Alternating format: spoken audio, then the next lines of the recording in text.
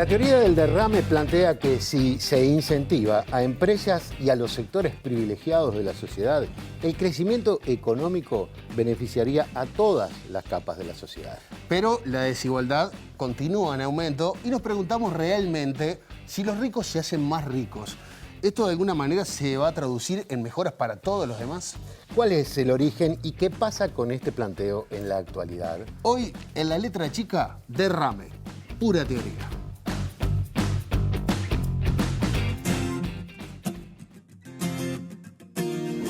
Inaugurando la riqueza van hijos bobos de la abundancia. De un botín maltrataron la prosperidad. Son hijos que cultivan al revés, con sus ojos pisan sin mirar.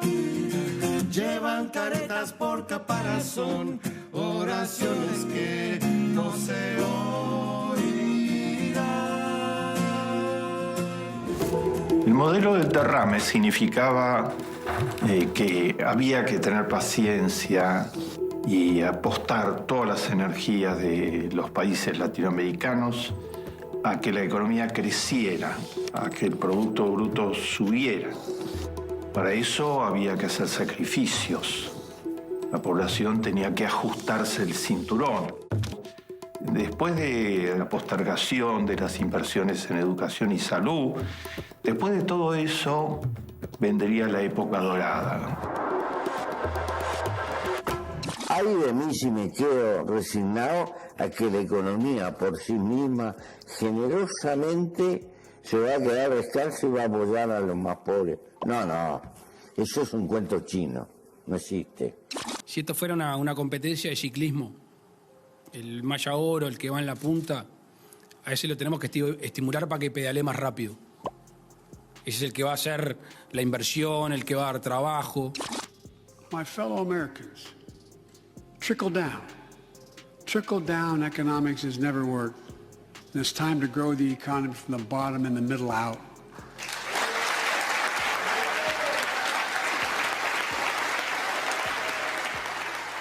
Bueno, les dice en el Congreso, mis queridos americanos, la teoría del goteo, se suele traducir, la teoría del derrame fracasó. La teoría del derrame me parece uno de los más graves insultos. Yo veo la imagen, estoy en mi casa comiendo y le digo al nenito de la calle, ven, sentate ahí. Y se van cayendo migas y puede comer. O espera que tire el resto de comida en el tacho de la basura, entonces come. Eso del derrame me parece una humillación, me parece una cosa, un hijoputés profundo. El modelo del derrame no funcionó nunca en ningún país del mundo. Había todo tipo de dificultades que se vieron en América Latina en los años 80 y 90.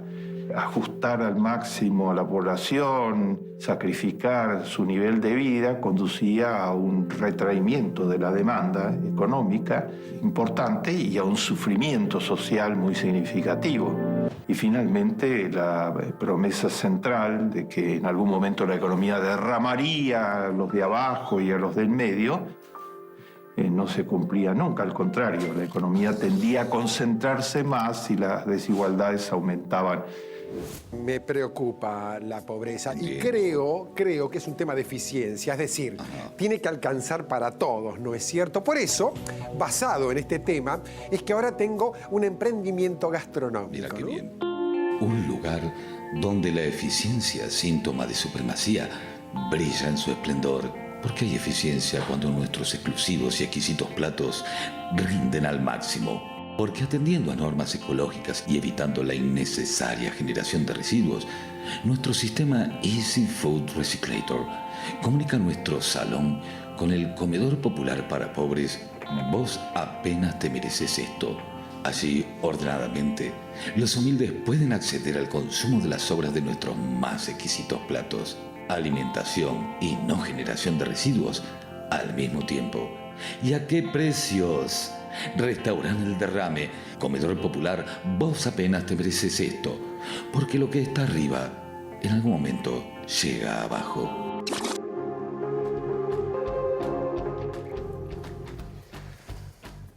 Buenas noches, bienvenidos a una nueva propuesta de La Letra Chica. ¿Te parece bien, Diego? Sí, bueno, buenas noches, Diego. Buenas noches, Ricardo. Sí, lo que primero que hacemos es recibir a Denise. ¿Cómo no? Denise, buenas noches. Buenas noches, ¿cómo están? Bien, todos arrancamos con una sonrisa por culpa de Capusotto que estuvo al final del video, claro, que no es para reírse. O sí es para reírse, pero no es para reírse. Pero el tema que vamos a tocar hoy, y sobre todo con nuestro primer invitado, va a tener algunas situaciones que por lo menos van a llamar la atención en cuanto a la historia de esto. A mí me fascinó. En una parte incluso, porque ya estuvimos anticipándonos. Lo que aprendimos en Lo que aprendimos en un rato fue maravilloso. Pero bueno, ¿ustedes quieren saber de qué vamos a hablar? Bueno, vamos a hablar de si es cierto que cuando se beneficia a los sectores más privilegiados de nuestra sociedad puede haber un beneficio para el resto de la sociedad, para el resto de la población. Para hablar de eso vamos a recibir al economista Germán de Agosto. Germán, bienvenido, gracias por acompañarnos. Muchísimas gracias a ustedes. Bienvenido, Germán. Ya se lo dije, lo pongo nervioso ya, ¿le digo? Sí, sí. Sos mi es economista. Tu fan. Soy tu fan. Gracias, ¿no? En la radio y también en la diaria. ¿De qué se trata la teoría del derrame? Bueno, yo creo que ahora viendo el título, creo que les arruinaría el programa porque no es una teoría. En realidad, cuando vos intentás rastrear de dónde viene el concepto del derrame, no vas a encontrar un sustento académico o un marco teórico que esté propiamente la teoría del derrame. Entonces, es como una captura, tal vez, incluso política, de una imagen que es sumamente ilustrativa para mostrar lo que ustedes describían, ¿no? Como esa noción de que, de alguna manera, si sube la marea, suben todos los botes, o que de alguna manera los excesos, de alguna forma, derraman. Entonces, si vos te vas y haces un esfuerzo histórico por irte hasta las antípodas, y nos vamos hasta 1759, podríamos encontrar como la primera aparición de ese concepto, o por lo menos de una versión beta de ese concepto, que justamente viene de una obra de Adam Smith, que es como el padre fundador de la economía, y en una de las 3 menciones que hace de la mano invisible, ese concepto que también de alguna manera es una metáfora, pero también sumamente famosa, ¿sí? Lo que él dice es que, por ejemplo, ¿sí?, los señores feudales dividen su producción en las mismas proporciones que se hubiesen dividido si la tierra hubiese sido repartida en partes iguales, ¿sí? Pero sin estar preocupados por la justicia, ¿sí?, por la justicia social, y en su propio egoísmo y rapacidad, ¿sí?, al producir, ¿sí?, en busca de su beneficio personal, lo que hacen es emplear a miles de siervos, ¿sí?, a miles de trabajadores. Entonces, de alguna manera están conducidos por esa noción de la mano invisible para justamente generar el bien común, que se genera a partir de la empleabilidad de esos miles de siervos que se alimentan a partir de la producción. Entonces dice, bueno, ellos miran toda su cosecha, ¿sí?, y se imaginan consumiéndola toda. Pero de alguna manera la capacidad de su estómago no es proporcional a la inmensidad de sus deseos. Entonces, les sobra. Pero ellos precisan a sus siervos para la próxima cosecha. Entonces, no tienen otra que repartir, ¿sí? Entonces, o sea, no es por bondad o pensando en justicia, sino que es por un tema de uso, básicamente. Eso sería, acá estamos simplemente en el terreno especulativo, bueno, tratando de rastrear de dónde viene esa noción tan permanente, de la cual vimos que todo el mundo hablaba, ¿sí?, y con ese nombre de teoría. Entonces nos fuimos como hasta el origen. Incluso esta obra es de 1759. Estamos hablando de que el hito fundacional de la economía como campo específico del conocimiento es en 1776, con una obra de Smith que es La riqueza de las naciones. Esto es un poquito antes. Entonces vos decís, bueno, esto es la noción, esa noción que a nosotros nos viene de la teoría del derrame, o de alguna manera esas cosas que se ven a veces en las fiestas de ostentación, de todas las copas, ¿viste? Que le tiran champagne de arriba. Bien. Bueno, cumple esa función de dar a entender que en realidad no hay una intencionalidad, sino que en esa búsqueda del beneficio, incluso desproporcionado, de ahí la capacidad estomacal y sus deseos, terminan beneficiando a todos, ¿sí? Entonces, si vos tratás de ir por esa historia, podrías decir, bueno, pongamos esta primera versión beta de este concepto, que después toma la calidad de teoría, pero que no lo es, en 1759. Luego te moves 252 años, ¿sí?, en el tiempo, y llegás a un personaje muy pintoresco que se llamaba Will Rogers, que era básicamente un humorista, pero era muchas cosas más, además, era humorista, periodista, actor, aventurero, de todo un poco, ¿sí? Y en todas las cosas que hacía él tenía una columna, ¿sí? Y en el año 32, él en una columna, ¿sí?, hablando de forma irónica en relación a los estímulos del presidente Hoover de Estados Unidos, en el marco que fue el que se come el comienzo de la Gran Depresión de los años 30, él dice, bueno, el dinero se destinó a los de arriba pensando que iba a llegar a los de abajo, ¿sí? Hoover era ingeniero, dice, y entonces él entendía un principio básico, que si vos agarrás un bidón de agua, si querés, y lo pones cuesta abajo, ¿sí? El agua va a gotear hacia abajo y va a llegar como hasta el punto más seco, ¿sí? Bien. Pero que lo que no sabía Hoover, y ahí es donde está la ironía, es que el dinero en realidad no es como el agua, en realidad no gotea, se filtra hacia arriba. Entonces dice, si lo hubieses dado a los de abajo, igual, de todas maneras, al final de la noche ya lo iban a tener los de arriba, por cómo funciona la cosa, pero por lo menos habría pasado por la mano de los pobres. Y es ahí vos donde podría decir, bueno, acá le estamos poniendo nombre a la teoría del goteo, que es en realidad una humorada o una ironía de Will Rogers para referirse a la forma en que Hoover y Estados Unidos había encarado, ¿sí?, los primeros compases de la crisis de los años 30. Entonces, ahí ya ese concepto empieza a tomar otra forma, ¿sí? Y si vos seguís como en ese recorrido para tratar de traquear de dónde viene eso, vos te vas al 74, a 1974. ¿Sí? Y eso es una historia muy particular porque es una cena en un hotel muy prestigioso donde hay tres personajes. Está el editor de Wall Street Journal, ¿sí? Está Dick Cheney, ese famoso vicepresidente norteamericano que en ese momento estaba trabajando con Ford, ¿sí? Y había un economista que se llama Arthur Laffer. ¿Sí? Entonces estaban hablando de un montón de cosas, pero en un momento la charla se fue hacia el tema impositivo. Y el único en la mesa que sabía, que era versado en economía, era Laffer. Y él dice una teoría que es contraintuitiva, que básicamente va a algo así como diciendo, bueno, si vos subís los impuestos, ¿sí?, de alguna manera lo que vas a hacer es que la recaudación baje, lo cual suena medio extraño. Entonces, y sí, por lo general uno cuando aumenta los impuestos es para aumentar la recaudación. Tal cual. Entonces, lo mismo, con ese asombro, le contestaron a él en la mesa y le dice, bueno, tráigame una servilleta. ¿Sí? Agarra, le trae una servilleta y en la servilleta el loco dibuja el señor. Sí. A veces Tan loco no era porque mira todo lo que hizo. Exactamente. Entonces, lo que hace es les dibuja una suerte de U invertida. ¿Sí? Pone dos ejes. En este eje, no sé para dónde mirar, pero sería en este eje, está la tasa impositiva, que va de 0 hasta 100%. 0% de impuestos, 100% de impuestos. Y acá es la recaudación. ¿Sí? Entonces uno esperaría, intuitivamente, que la recaudación aumente con la tasa impositiva. Lo que él dice es que en realidad la forma que tiene la gráfica es una U invertida. ¿Por qué? Porque hasta cierto punto el aumento de la tasa va a hacer que la recaudación aumente, pero va a llegar un momento donde una mayor tasa de impuestos, ¿sí?, lo que va a hacer es va a generar un desincentivo a la producción y al consumo. Entonces, por más que vos sigas subiendo, lo que haces al desincentivar es justamente contraer esa recaudación. Entonces, de alguna manera te queda una U invertida y tendrías como dos tasas impositivas extremas. Una tasa de 0%, que te da 0 recaudación, y una tasa de 100% que te da 0 recaudación, porque nadie está produciendo, porque no hay incentivos para producir, ¿sí? Entonces, lo que él convenció, ¿sí?, es que Estados Unidos estaba de este lado de la U. O sea que había que hacer un recorte de impuestos porque se iba a pagar solo, porque iba a generar un aumento de la recaudación vía mayores estímulos para la producción. Reduciendo impuestos. Reduciendo los impuestos. De ahí viene la frase esa de que los recortes impositivos se pagan solos. Y antes de eso, ¿no?, como una historia paralela que se viene montando por encima de esta cena, es la historia de Reagan, del presidente Ronald Reagan, que antes de ser presidente, ¿sí?, fue actor de Hollywood. ¿Sí? Debutó en el 37 con una película llamada El amor está en el aire. Y se hizo millonario, ¿no? No fue un actor súper actor, pero se hizo millonario. Al punto que en el año entre el 37 y el 43, ¿sí?, en el marco de una imposición bastante agresiva vinculada a los problemas heredados de la guerra, llegó a pagar el 93% de su ingreso en impuestos. Entonces dijo, bueno, a mí me ofrecían guiones, pero yo no estaba dispuesto a aceptarlos para ganar 6 centésimos, citando casi textual.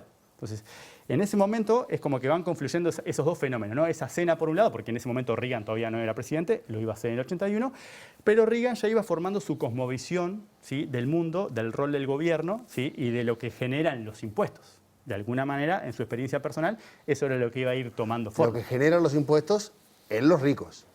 Exactamente, porque el loco ganaba más de 5 millones por año.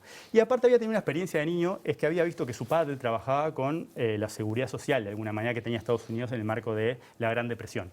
Y veía las frustraciones, o eso dicen, de su padre cuando le conseguía un empleo a alguien y ese alguien no lo aceptaba porque iba a terminar en una situación peor, si le sacaban justamente las ayudas del Estado. O sea, ganaba más con la ayuda del Estado que con el trabajo que le habían conseguido. Exactamente. Entonces vos tenés como esos dos carriles que de alguna manera van a confluir para dar esa idea después de que toma él y que es lo que da el marco a la rigonomía o rigonomics, que justamente tiene que ver con eso. ¿Sí? Entonces, él había aprendido esa visión o había generado, consolidado su cosmovisión del mundo en esas condiciones tan particulares, y después había un economista que se la estaba justificando de una forma súper sencilla, súper clara, al punto que podía ser explicado en una servilleta. Nota aparte, esa servilleta hoy está en el Museo de Historia. ¿Existe la servilleta? Claro que existe, y está en el museo porque justamente ahí ese es como uno de los fundamentos de uno de los pilares de lo que fue la rigonomía.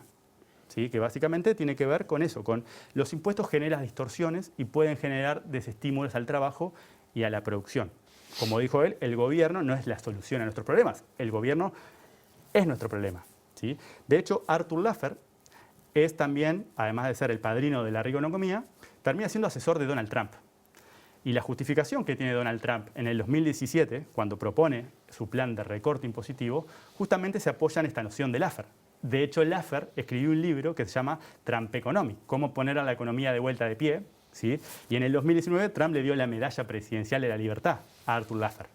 Pero antes que todo eso, vos ya tenías como esa formación de ese concepto vinculado al rol que pueden jugar, ¿sí?, los impuestos en desincentivar la producción, ¿no? Es esa noción de que en realidad, si vos te replegás y sacás los impuestos, bueno, la producción va a aumentar y todos vamos a estar mejor porque ese aumento de la producción, de alguna manera, con esas nociones que ya venían del humorista anterior, va a derramar sobre todo porque los productores van a producir más y a un menor costo. Entonces, no, porque capaz que no sé si Denise tiene alguna preguntita para hacerte, porque yo tengo unas cuantas. Adelante, Ricardo. No sé, Denise, ¿tú tenés algo para preguntarle? Si no, sigo yo, como vos digas.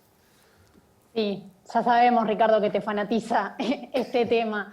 Germán, explicaste bastante de cómo esto es una teoría muy vieja, de mediados del 1700. ¿En algún momento la economía cumplió con esta supuesta teoría, no teoría, en realidad que nos explicabas que no era una teoría? ¿En algún momento se cumplió? ¿En algún momento el derrame existió? y bueno, ahí lo que vos podés tener, en realidad, si vos mirás, por ejemplo, qué es lo que pasó, ¿no? Cuando el mundo avanza después de la posguerra, avanza en el consenso keynesiano, ¿sí? Y justamente lo que hace es, hay muchos años de prosperidad en Occidente vinculada a ese consenso keynesiano que despertó de la guerra y que después le da lugar en los 70 y los 80 principalmente al costado más liberal, donde un tipo como Keynes pasa a replegarse a favor de, por ejemplo, una persona como Hayek, ¿sí? O como la escuela austríaca o como Milton Friedman, que justamente van por este lado. Los famosos Chicago Boys. Bueno, ahí va, una cosa exactamente. La escuela austríaca tiene cosas muy parecidas con los Chicago Boys, ¿sí? Pero el epicentro estaba ahí en Austria y tenía a estos exponentes. ¿Y quiénes son las manifestaciones políticas de estas ideas austríacas? Bueno, en Inglaterra es Margaret Thatcher y en Estados Unidos es nuestro amigo Reagan, ¿no? Y ahí es donde confluye. Y entonces vos después de los 70, a partir de los 80, principalmente luego de la década de los 80, cómo cambia ese consenso del keynesianismo hacia el liberalismo, ¿sí? Y donde los instrumentos de política utilizados para evangelizar sobre las bondades del libre mercado y la no intervención y los bajos impuestos, ¿sí? Que tenían como su fundamento en esa curva de Laffer, lo que genera en realidad cuando vos lo mirás es un aumento de la desigualdad, pero que no tiene un correlato, ¿sí? Tan directo en justamente un aumento del ingreso per cápita de las personas o de lo que podría ser la tasa de desempleo. Y digo esas dos variables porque hay un paper que se publicó en diciembre del año pasado que justamente analiza, ¿sí? ¿Qué pasó con los grandes recortes impositivos durante 50 años? O sea que es una muestra súper grande, que va hasta el 2015, del 65 al 2015, ¿sí? O sea que agarra nuestro periodo, para 18 países de la OCDE, o sea que te queda una muestra importante, y donde observa 30 grandes recortes, que ellos le llaman, ¿no? De una bolsa que ellos eligen, bueno, ¿qué impuestos metemos? Y meten muchos impuestos. Y eso es una innovación en relación a otros papers. Justamente que cuando hablamos de impuestos a los ricos, en realidad no estamos hablando de nada preciso. Todo el mundo habla de cosas distintas y se toman cosas distintas. La virtud de este paper es que agarra y sintetiza muchos en una única variable. Y esa variable lo que muestra es que cae mucho en los 80, y volviendo a Estados Unidos, tiene la gran revolución impositiva del 81 y la del 87-86. ¿Sí? Y después en Gran Bretaña lo mismo, y para los 18 países algo similar. ¿Y qué es lo que encuentran? Y bueno, que el efecto que tuvo eso es un aumento de la participación del 1% de mayores ingresos, pero no tiene un correlato en un aumento del ingreso per cápita, ¿sí?, de los países, y tampoco en las tasas de empleo, que son como las dos variables que analizan. O sea que de alguna manera no derramó, ¿sí?, con todas las consideraciones que hay que hacer. Es un paper, tiene sus limitantes, aunque tiene la virtud o la belleza de que es sumamente integral y es innovador desde el punto de vista metodológico. Pero, para hacerla corta, diríamos que en realidad lo que hubo fue un incremento de la desigualdad que ocurre de los 70, 80, que se mantiene en el tiempo, ¿sí?, y que tampoco tuvo ese correlato en ese dinamismo mayor, ¿sí?, del cual todos nos beneficiamos. Ahora, yo lo que veo, Ricardo, y ya te dejo con tu ídolo. No, dale, tranquilo.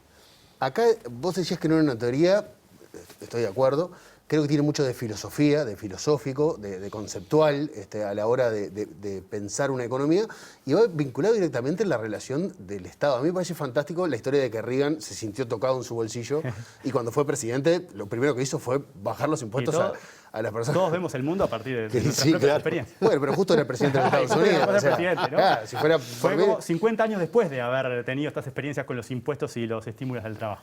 Pero, o sea, básicamente lo que define esta teoría o esta manera de ver la economía es la concepción del Estado.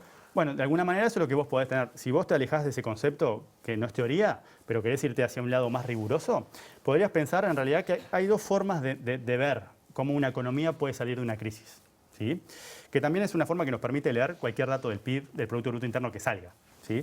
Entonces, eso nos lleva a lo que es una identidad contable nacional, que básicamente lo que dice es, el Producto Interno Bruto más las importaciones forman lo que llaman la oferta. Esto es todo lo que se produce, más todo lo que traemos, es todo lo que está disponible para ofertar. Y eso tiene que ser igual a lo que le llamamos la demanda. ¿A dónde va esta producción? Va al consumo de las familias, ¿sí?, va a la inversión de las empresas, va al gobierno, ¿sí?, es gasto público, o va al resto del mundo en la forma de exportaciones, que es la demanda externa. Entonces vos tenés como ese mundo, ahora bajando un cambio, tenés como ese mundo de la oferta es igual a la demanda. ¿Por qué viene esto? Bueno, porque si vos bajás un escalón más, hay quienes creen que la forma de estimular una economía es a través de la oferta. Sería básicamente el enfoque más austríaco, ¿sí? El Estado no se meta. El Estado no se mete, ¿sí?, no te metas a través de regulaciones muy intrusivas y a través de impuestos muy distorsivos, que yo voy a producir más y voy a producir a un menor costo y de alguna manera todos nos vamos a beneficiar de eso, ¿sí? Si le querés poner caras a ese mundo dicotómico, ese enfrentamiento, tenés a Hayek de este lado y tenés a Keynes de este lado, ¿sí? Entonces, Hayek estaría por acá y luego está Keynes que dice, bueno, no, la forma de salir de una crisis es a través de la demanda. Por ejemplo, a través del gasto público, porque el gasto público tiene un efecto multiplicador que va a hacer que haya también un derrame, ¿sí?, que haya más empleo, que haya más consumo y que todos estén mejor, ¿sí? Entonces, de alguna manera lo que hay es una concepción del rol del Estado. Para los austríacos, el problema que tiene el mundo es un problema de división del conocimiento. Nadie sabe lo que todos queremos, ¿sí?, cuáles son nuestras restricciones, nuestras aspiraciones, nuestros deseos y nuestras posibilidades, ¿sí? Entonces, cualquier persona, ya sea un planificador benevolente, o sea un tirano, ¿sí?, o sea un funcionario X en una oficina pública, pretenda saber que sabe lo que todos queremos, ¿sí?, e intervenga en la economía, lo que va a hacer es va a generar una distorsión. Porque ese conocimiento no es que no lo tengan las personas, pero está. Y están los precios. Porque los precios son el punto en el que al menos dos personas se ponen de acuerdo. Entonces, lo que hace la intervención del Estado, ¿sí?, a través de regulaciones o a través de impuestos, es distorsionar los precios. Y los precios transmiten esa señal para la asignación de recursos, ¿sí?, porque la economía de alguna manera es como orgánica, ¿sí? Entonces, si vos lo pensás, que se usa mucho, ¿no?, Hayek te diría que tratar de regular o intervenir en la economía es como tratar de bajar la velocidad de un auto agarrando la aguja de velocidad del panel, ¿sí? Un keynesiano te diría todo lo contrario. En realidad, el auto, pensalo, el motor a veces se queda y lo que precisa es una chispa o un mecánico. Bueno, esa chispa es el gasto público y el mecánico es el Estado. Entonces, no, me quedé pensando en eso porque el presidente de la República dijo que grabar el capital es amputar la posibilidad de los que van a hacer fuerza en la salida de la crisis. Y recién veíamos cuando decía que el Maya Oro, o sea, el primer ciclista que tira el pelotón, había que alivianarlo para que pudiera seguir adelante, ¿no? Y según todo lo que hemos visto en este programa, la inversión que ha hecho el Estado uruguayo en esta situación de pandemia ha sido inferior a la que hizo por lo menos la región y probablemente el mundo. O sea, uno podría identificar la posición económica o filosófica sobre economía del presidente del lado de los austríacos. Y bueno, o sea, es adelante el mercado, atrás el Estado, ¿no? Porque el Estado genera esa intromisión, que genera esa distorsión y que genera una asignación deficiente de los recursos que va a hacer que todos estemos peor. Es como de alguna manera liberemos energía del sector privado justamente porque ahí está el que va a cinchar, no de este lado. ¿Sí? Pero no hay una cuestión de fe ahí, porque tendríamos que creer que cuando yo le afloje y le dé los beneficios y no me meta y lo deje tranquilo, esa persona vaya a hacer lo que yo pienso que va a hacer. Bueno, yo capaz que de fe o más filosófica podría llegar a ser, ¿no? Pues si vos te pones a pensar, ¿no? Y seguimos bajando como la teoría del derrame a las políticas de oferta y de demanda, que eso ya tiene como otro sostén o académico, pero vos bajás un escalón o de alguna manera vas a la raíz y lo que tenés son nociones de filosofía política. No necesariamente los impuestos y el rol del Estado tiene que ser en pro de la eficiencia, ¿sí? Puede ser que yo quiera filosóficamente que el Estado no se meta en mis cosas o de alguna manera que haya desigualdades que sean buenas. Entonces vos podés pensar, para de vuelta trabajar con esos dos polos antagónicos, en John Rawls, que te diría, bueno, imagínate el ejercicio del velo de la ignorancia, que vos no sabés qué te va a tocar en la lotería de la vida. No sabés si vas a ser un tipo carismático, talentoso, blanco, negro, ¿sí? Bajo, ¿sí? Gracioso, si vas a nacer en un lugar privilegiado o no. Entonces vos no sabés nada de lo que vas a hacer. ¿En qué tipo de sociedad te gustaría insertarte, ¿no? Si vos no sabés qué posición vas a ocupar. Entonces, ¿qué principios de justicia social, de alguna manera, serían deseables para vos si no sabés cuál va a ser el resultado de tu lotería? Y él diría que serían como dos principios. El primero es, bueno, que haya libertades mínimas para todos, ¿no? La libertad de culto, libertad de unión, libertad de no ser discriminado, ¿sí? Y el segundo es que si va a haber desigualdad, sea por dos cosas. En primer lugar, que haya desigualdad, pero que todas las posiciones de la vida estén abiertas para todos. De alguna manera, que haya igualdad de oportunidades. Y que si hay desigualdad, ¿sí? Que sea para favorecer a los que les tocó peor en esa lotería, para favorecer a los más desventajados, ¿sí? Y esos serían como los principios filosóficos o filosofía política de cómo encarás la desigualdad. Pero después podría venir otra persona, iba a decir otro tipo, pero no lo dije, como Robert Nozick, y te diría, imagínate, él le llamó principio de Will Chamberlain, que era un jugador de básquetbol, pero ahora para ponerlo en términos más contemporáneos, podríamos pensar en el principio de Lionel Messi. ¿Sí? Entonces, Lionel Messi negocia con el Barcelona y le dice, bueno, yo voy a jugar con ustedes, pero si un porcentaje, ¿sí? Si subimos el costo de la entrada y ese sobreprecio de la entrada, me lo llevo yo. Porque la gente me viene a ver a mí, porque yo soy el tipo que tiene un talento excepcional, ¿sí?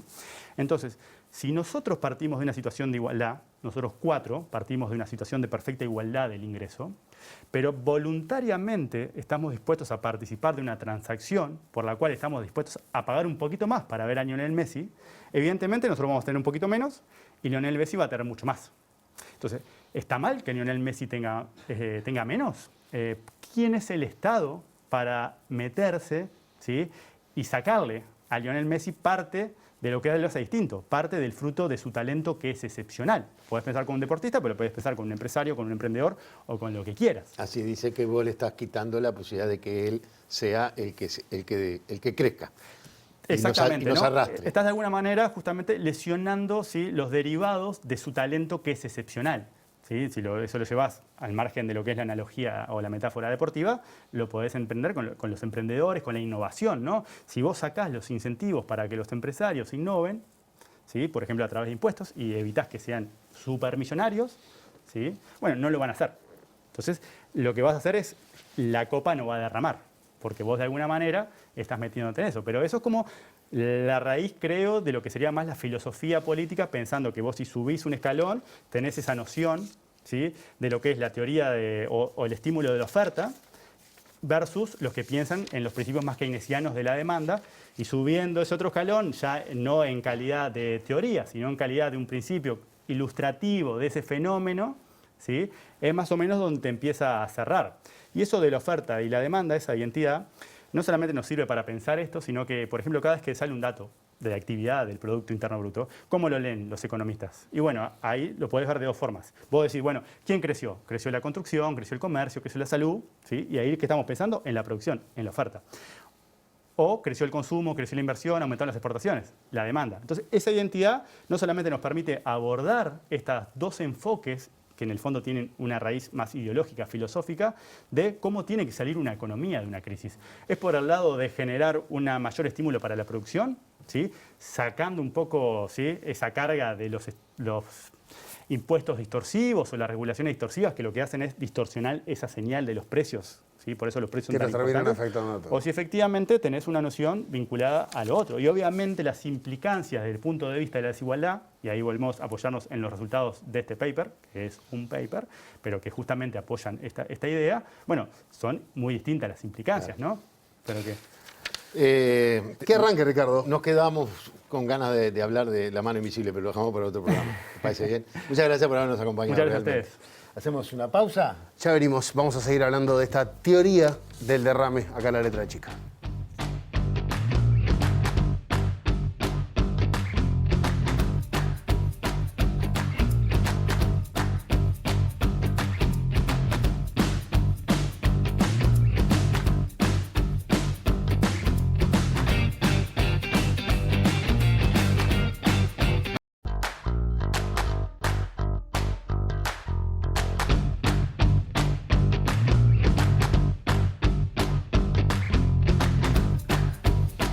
Seguimos en La Letra Chica y en este bloque vamos a hablar de filosofía, porque queremos saber filosóficamente qué nos propone esta teoría del derrame.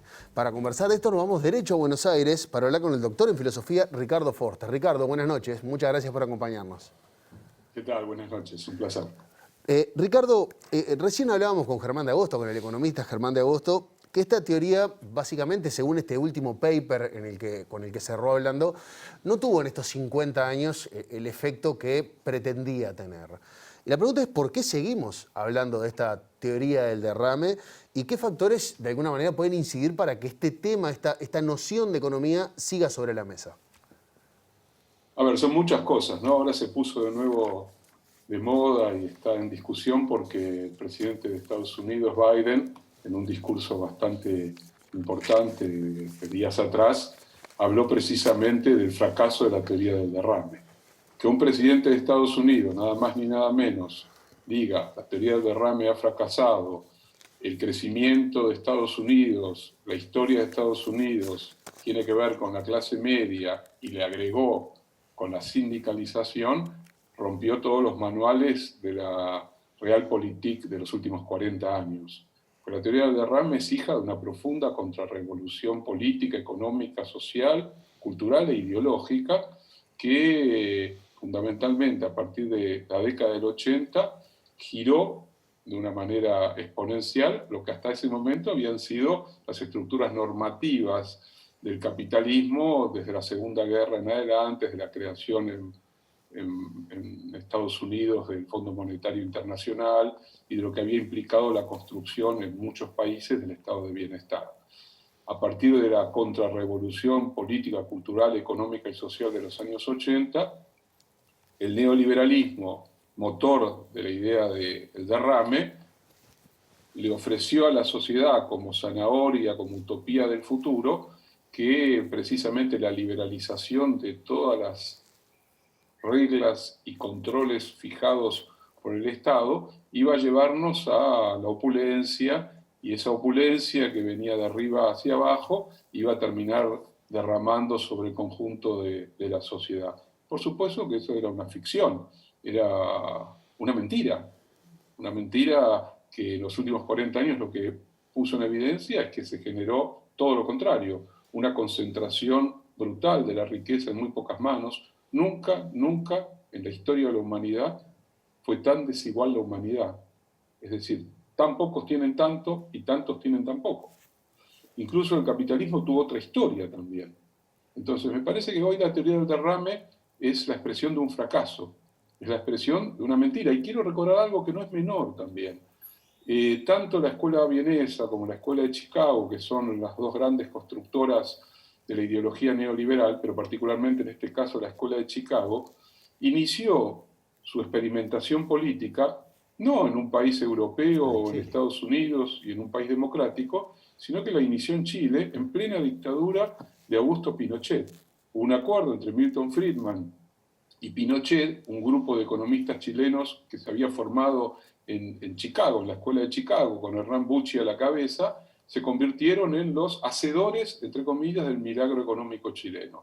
Regresaron a Chile en plena dictadura, es decir, utilizando la capacidad de represión y de coerción de una dictadura como la de Pinochet, llevaron adelante el proyecto de neoliberalización de esa sociedad, que incluía, entre otras cosas, la famosa teoría del derrame. Es decir, el ultraliberalismo, el neoliberalismo en su forma actual, nace como experiencia política y usa de laboratorio para darle forma a esa experiencia política a una dictadura. Para romper también otro mito, ¿no?, que establece una relación directa entre liberalismo y democracia, por ejemplo, o entre neoliberalismo y democracia.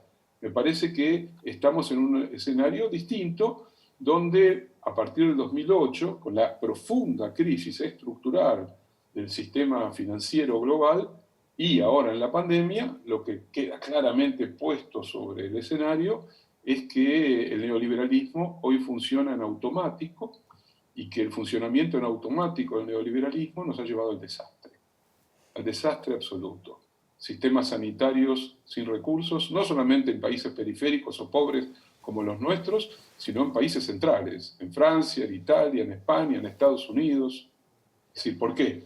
Porque el fundamento teórico, filosófico y económico del neoliberalismo es debilitar aquello que precisamente los estados tienen que tratar de fortalecer, que es, por un lado, la salud pública, la educación pública y también otros ámbitos de la vida económica y social. En las últimas décadas vimos cómo en casi todos los países fue cayendo la inversión en salud. ¿Por qué? Porque la economía de la oferta lo que hace es actuar no sobre aquello que tiene que construirse en función de ciertas posibilidades que se generen, sino en función de la tasa de rentabilidad y del negocio de cada empresa. Porque hay otro dato que también es importante tomarlo en cuenta. El neoliberalismo es una ideología que reduce la totalidad de la vida a lógica económica. Y lógica económica significa rentabilidad, significa pragmática económica, significa que no queda nada afuera, no queda el aire, no queda la salud, no queda la educación, no queda la sexualidad, no queda el turismo, no queda la cultura, no queda nada, nada afuera del negocio. El capitalismo como un puro negocio ligado a la rentabilidad de unos pocos. Y que claro, si yo digo que puede venir una pandemia, pero nadie le da bola a lo que estoy diciendo, todas las señales estaban allí, tengo que preparar los sistemas de salud para hacer lo que el negocio de la salud no hace. Porque ¿qué es el negocio de la salud? Es que aseguradoras, porque son eso, aseguradoras, resuelvan solamente aquello que es rentable para el negocio de la salud. No es rentable todo lo que tenga que ver con la prevención, que es clave, que es absolutamente clave en el sanitarismo. Y una epidemia requiere que tenga muchas camas de terapia intensiva, que tenga muchos respiradores, pero claro, en las situaciones normales no uso todas esas camas de terapia intensiva, ni uso todos esos respiradores, y por lo tanto no es negocio. Entonces no tengo que volcar dinero e inversión en la salud. Pero a su vez, si yo quiero tener una salud potente, eficaz, que proteja a la ciudadanía, tengo que trasladar dineros públicos a la salud. Pero resulta que para tener dineros públicos tengo que cobrar impuestos. Pero cobrar impuestos significa hacerlo progresivamente, que los que más ganan, más pagan. El neoliberalismo invirtió brutalmente 180 grados esta lógica y lo que hizo fue reducir exponencialmente los impuestos, gravando el consumo directo y básicamente presionando sobre los sectores del trabajo, populares, que son aquellos que sostienen el sistema impositivo de los estados. Y hay otro mito también, otro mito que no es menor, un mito bien significativo, propio de la tradición liberal y de la tradición neoliberal, que esconde el papel decisivo de la inversión pública, es decir, del rol de los estados en todos los procesos de innovación económico-tecnológica. Sin el papel decisivo de esa inversión pública, nada de lo que hoy tenemos en términos de tecnologías de la comunicación, de la información, de la virtualidad o de lo que ustedes quieran, hubiera sido posible. Entonces, lo que hay que poner en evidencia hoy, y la pandemia eso también lo está haciendo, es que el neoliberalismo fue un sistema brutal que sirvió para que un sector de las élites dominantes ejercieran un revanchismo social radical sobre lo que había significado el estado de bienestar en lo que los europeos llamaron los 30 años gloriosos, que en Estados Unidos lo implementó el New Deal de Roosevelt, que en la Argentina lo desarrolló el primer peronismo, y así en otros, en México en parte el cardenismo, Uruguay con su tradición que venía incluso de más atrás sobre el papel importante del Estado en la regulación económica, en la incidencia en la salud, en la educación, etcétera, etcétera, etcétera. Entonces la teoría del derrame en realidad es un mito, pero un mito, porque hay mitos verdaderos, digamos, hay mitos verdaderos, es decir, un mito se sostiene sobre algo que es verosímil. Ricardo, en cambio, la teoría del derrame es una invención, puramente una invención. Denise, adelante. Sí, Ricardo, hablas de neoliberalismo y es imposible no pensar en la década de los 90, que es a donde nos remite directamente esa palabra. Una década en la que se desarrolló fuertemente en la región este mito de la teoría del derrame. Si tuviéramos que pasar línea de lo que fueron la década de los 90, ¿y qué nos dejó, qué le dejó a nuestras sociedades esa época aplicando el efecto del derrame y el neoliberalismo en su máxima expresión? ¿Qué nos dejó? A ver, está muy bien porque obviamente, sobre todo Sudamérica, tuvo un ciclo que comenzó con las dictaduras, por eso yo hacía referencia a Pinochet. En la Argentina ese ciclo empezó con la dictadura del 76, con Martínez de Oz. En Uruguay también seguramente con lo que fue la experiencia dictatorial desde Bordaberry hacia adelante y obviamente en el resto de la región. Quiero decir, una de las situaciones paradojales y trágicas de nuestra región es que es en el mismo momento histórico en que reconstruimos el Estado de Derecho, que reconstruimos la vida democrática y salimos de la noche de las dictaduras, entramos en una noche económico-social.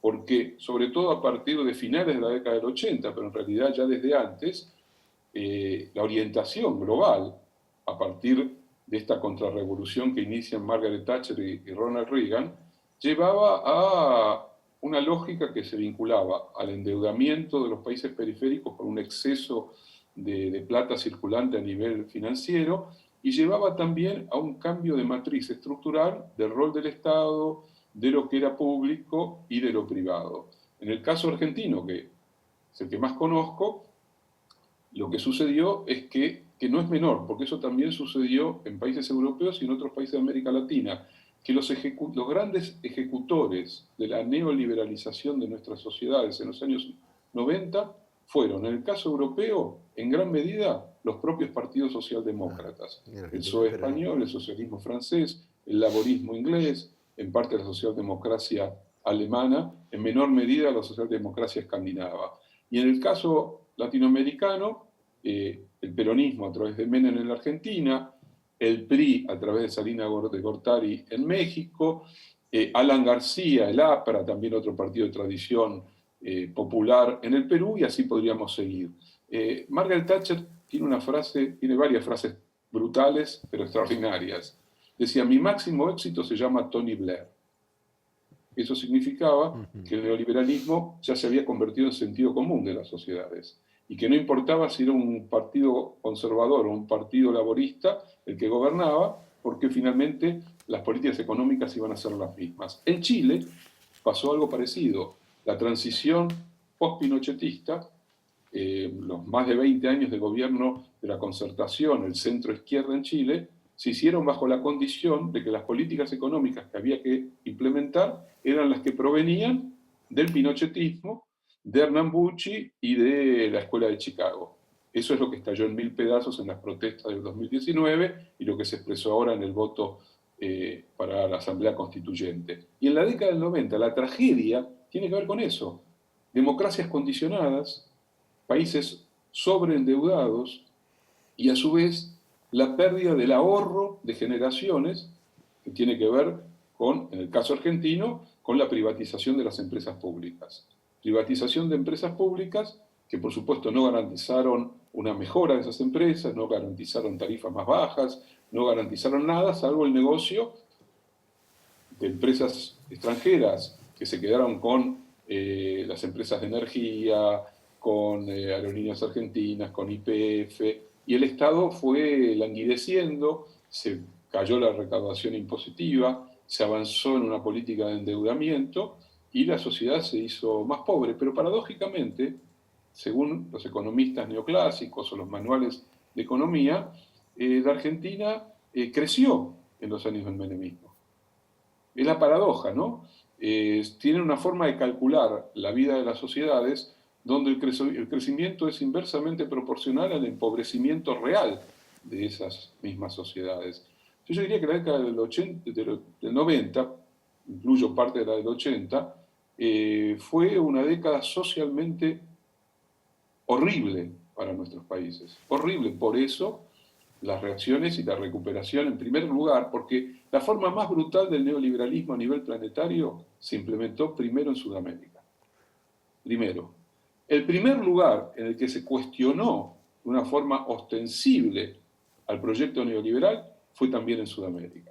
En Venezuela, en Brasil, en Uruguay, en Argentina, en Bolivia, en Ecuador, ¿no? Con gobiernos diferentes, pero que todos de alguna manera confluían en una puesta en discusión de ese largo ciclo neoliberal que había empobrecido profundamente a nuestros pueblos y había enriquecido exponencialmente a unos pocos. Y había extranjerizado también de una manera abusiva nuestras economías. En el caso argentino, que es un país, o que fue en gran medida un país con un fuerte proceso de industrialización, lo que generó fue un avance de la desindustrialización, una extranjerización de la economía y un endeudamiento y una pérdida, por supuesto, del patrimonio público al privatizarse las principales empresas. Ricardo. Entonces, cuando uno mira todos esos datos, se encuentra con la tragedia social. Sí, perdón. Ricardo Forters, muchísimas gracias por acompañarnos esta noche. Fuiste extremadamente claro y brutal, lamentablemente. Muchísimas gracias. Muchas gracias por habernos acompañado. ¿Hacemos la pausa? Sí, Ricardo, en el último bloque de La Letra Chica nos metemos con Uruguay. Venimos a ver cómo esta filosofía económica de alguna manera nos afecta o no a nosotros. Ya venimos.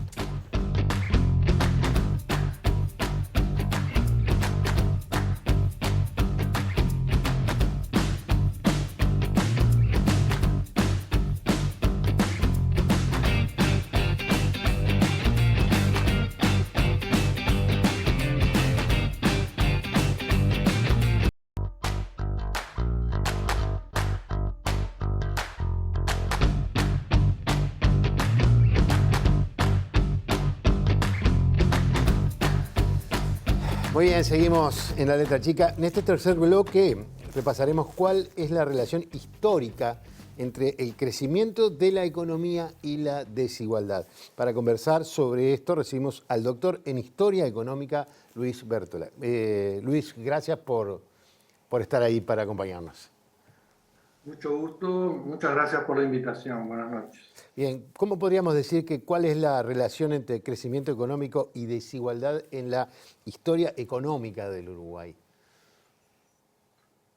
Creo que podemos decir que no hay una relación mecánica, no hay una única situación. Nosotros tenemos a lo largo de la historia distintos modelos de crecimiento, distintos modelos de desarrollo, y están surcados por ciclos económicos muy marcados.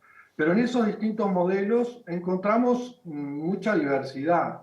Por ejemplo, si nosotros tomamos el periodo 1870-1913, es un periodo de bastante rápido crecimiento de la economía uruguaya, pero con un aumento importante de la desigualdad. la década de 1920 es una década un poco más rara, pero luego tenemos un modelo bien diferente de mucho crecimiento en la posguerra, nuestra etapa de industrialización, que es de los periodos hasta hoy de más rápido crecimiento que hemos tenido, y se conjugó con una caída muy importante de la desigualdad a muchos niveles. Luego tenemos la etapa de crecimiento de la dictadura y también la etapa de crecimiento de la década de 1990, donde ahí el crecimiento se conjugó con mucha desigualdad. Y finalmente tenemos este último ciclo de mucho crecimiento bajo los gobiernos del Frente Amplio, en los que hubo una marcada reducción de la desigualdad, sobre todo en la primera etapa de este periodo. Entonces, es una historia bastante ambigua, ¿no? Entonces, uno se podría preguntar de qué dependen esas variaciones de la relación entre crecimiento económico y desigualdad. Y yo diría que nosotros podríamos decir que hay dos tipos de factores. Por un lado, factores más de tipo estructural, digamos, de cómo se organiza la vida económica, cuál es el nivel de, digamos, de concentración de la riqueza, de la propiedad, cuál es el tipo de actividades económicas, cuánto empleo generan, qué características tiene el empleo, si es un empleo de calidad y qué remuneraciones tienen. Por otro lado, está el tema de las políticas distributivas, de las políticas sociales. Si hay, como se venía hablando en las intervenciones anteriores, si hay más o menos impuestos, si hay más o menos gasto social, qué características tiene el sistema impositivo. Entonces, con esos son elementos más propiamente de política, los otros también pueden serlo, los estructurales, pero las partes distributivas también afectan la parte distributiva. Por eso es que tenemos distintos modelos a lo largo de la historia que muchas veces responden a vaivenes políticos y a cambios y a transformaciones estructurales de la economía. ¿Denise? Sí, Luis, estabas explicando esto de los factores y cómo se condicionan estas relaciones. ¿Cuánto hay de voluntad política para definir estas relaciones? Bueno, hay mucha, obviamente hay mucha voluntad política, hay, como se venía diciendo, filosofías políticas, hay distintos modelos de crecimiento, tienen detrás distintas alianzas de sectores sociales, distintas alianzas políticas. Entonces, digamos, hay un elemento claramente político en los resultados de la distribución, es decir, en cómo el crecimiento económico deriva en términos distributivos. Ahora, Luis, la pregunta que nos ha surgido durante lo que va de este programa, más allá de esta teoría del derrame, es cómo se construye igualdad entonces. Si no es con términos económicos, si hay quienes piden que el Estado no intervenga, si hay tantos factores que condicionen, ¿cómo un Estado, cómo un país puede aspirar a construir igualdad?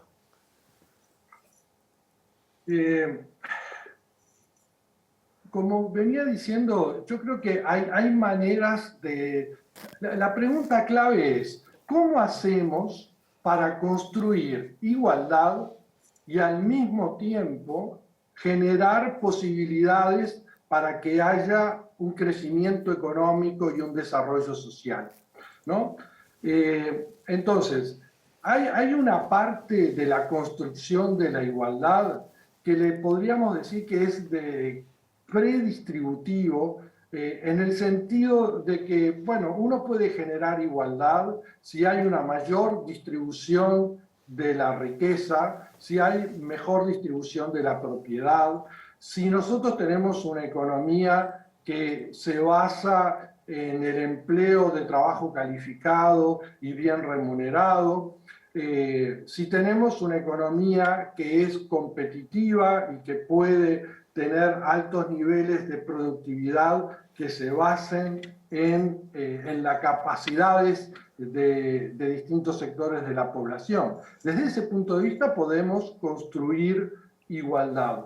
También podemos construir igualdad cuando la estructura económica genera desigualdades de ingresos, de riqueza y que genera una distribución primaria desigual. Nosotros podemos, mediante políticas impositivas, progresivas y mediante una distribución progresiva del gasto social, podemos atacar y reducir, digamos, los efectos que surgen negativos de la propia actividad económica primaria. ¿Cuál es para mí un riesgo con el que hay que tener mucho cuidado? Y esto particularmente en economías como la nuestra, donde estamos sujetos a ciclos económicos muy marcados, que esos ciclos económicos muy marcados tienen un claro vínculo con nuestra estructura productiva y nuestra dependencia de un número relativamente pequeño de bienes que a su vez son principalmente primarios y que están sujetos a una alta volatilidad de demanda y precios. Entonces, nosotros tenemos la situación de que cuando hay un boom exportador, cuando hay un shock de demanda externo favorable, tiende a generar condiciones de desigualdad.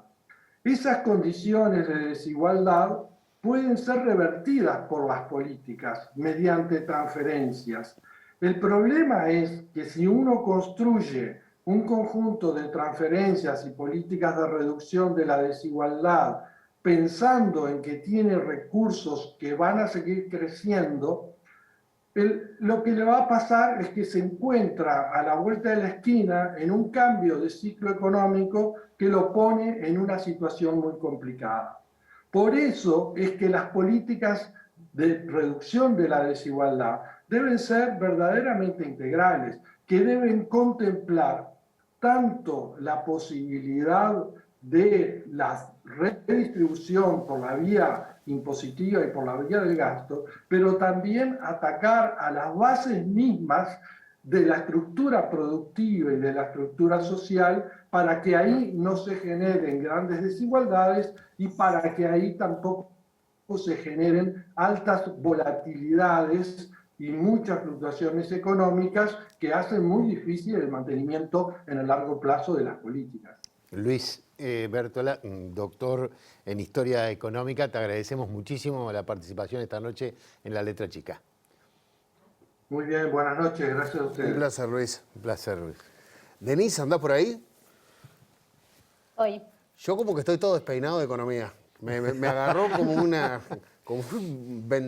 ventolín ahí de economía, pero me pareció súper interesante por lo menos discutir esta teoría que, como creo que lo decía Ricardo en el segundo bloque, lo puso arriba de la mesa Biden.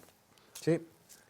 Fue este discurso que descolocó a todo el mundo y bueno, lo puso de vuelta arriba de la mesa. Un discurso que además de lo que no pudimos hablar, pero que es muy interesante porque es un gran desafío hacia el futuro para Estados Unidos y para nosotros. Pero eso lo podremos ver en otro momento. Y es algo que también saca un poco de eje la discusión porque de alguna manera Estados Unidos corriendo por izquierda a otros gobiernos es algo que sorprende y que de alguna manera patea el tablero. También creo que lo que vimos hoy es que hay mucho de decisión política detrás de la desigualdad y detrás también de la defensa de la riqueza. Capaz que tendríamos que empezar a cuestionarnos por qué se defiende tanto la riqueza y por qué muchos de los que defienden la riqueza no son los propios ricos, sino los wannabe ricos, los que se creen que son ricos o los que se creen que van a ser ricos, cuando en realidad la riqueza ya vimos en varios programas que es otra cosa. No vamos a ir. Mañana, Denise, vamos a estar charlando sobre cambio climático. Otro tema que ha tenido a Estados Unidos como protagonista durante la presidencia de Donald Trump, porque básicamente él pensaba que era como una ilusión, una fantasía. Igual que la pandemia. Como la pandemia y como muchas otras cosas más. Pero es un tema que hay que ponerlo arriba de la mesa, así que mañana vamos a estar hablando de eso en La Letra Chica. Hasta mañana. Hasta mañana. Hasta mañana.